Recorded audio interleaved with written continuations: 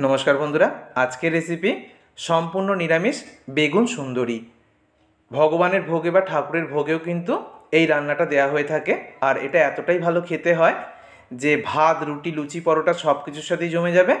আর তৈরি করাও কিন্তু ভীষণই সহজ, একদম কম উপকরণে হয়ে যাবে। তো রেসিপিটার জন্য এখানে আমি বেগুনকে এরকম মাঝখান থেকে দেখো কেটে নিয়েছি। একটু সরু সরু লম্বা ধরনের যে বেগুনগুলো পাওয়া যায় ওই বেগুনগুলো নিতে চেষ্টা করবে।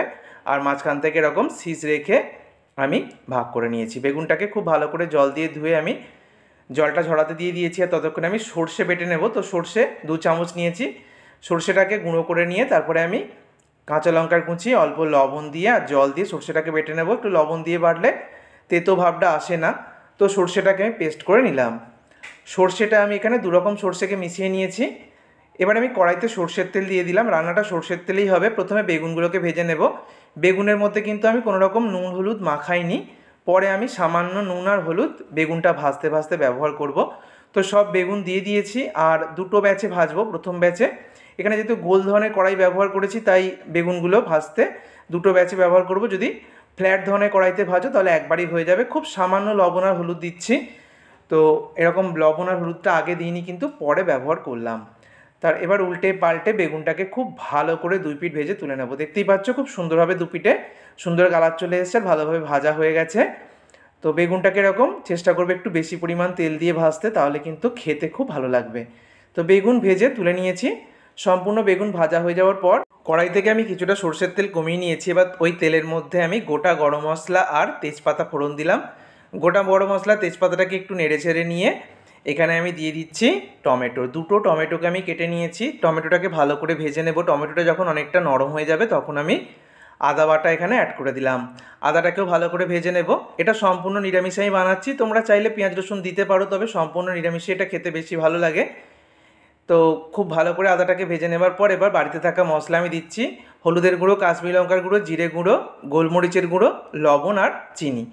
সমস্ত মশলাটাকে খুব ভালো করে কষিয়ে নিতে হবে।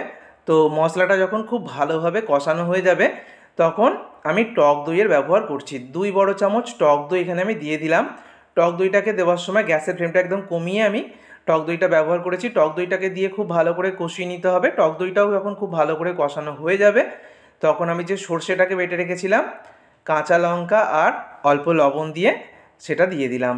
সর্ষেটা দেওয়ার পর 2 থেকে 3 মিনিট খুব ভালো করে কষিয়ে নিতে হবে। খুব ভালো করে যখন কষানো হয়ে যাবে তখন আমি গরম জল এখানে দিয়ে দিচ্ছি। অবশ্যই গরম জলে দিতে চেষ্টা করবে, তাতে করে গ্রেভিটা তাড়াতাড়ি ফুটে উঠতে শুরু করবে আর টেস্টটাও ভালো আসবে।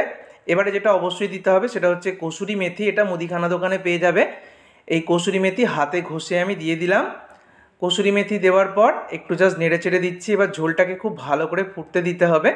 তো ঝোলটা যখন ফুটে উঠতে শুরু করেছে তখন আমি 2টো চেরা কাঁচা লঙ্কা দিয়ে দিলাম। অবশ্যই ঝাল বুঝে লঙ্কাটা দেবে।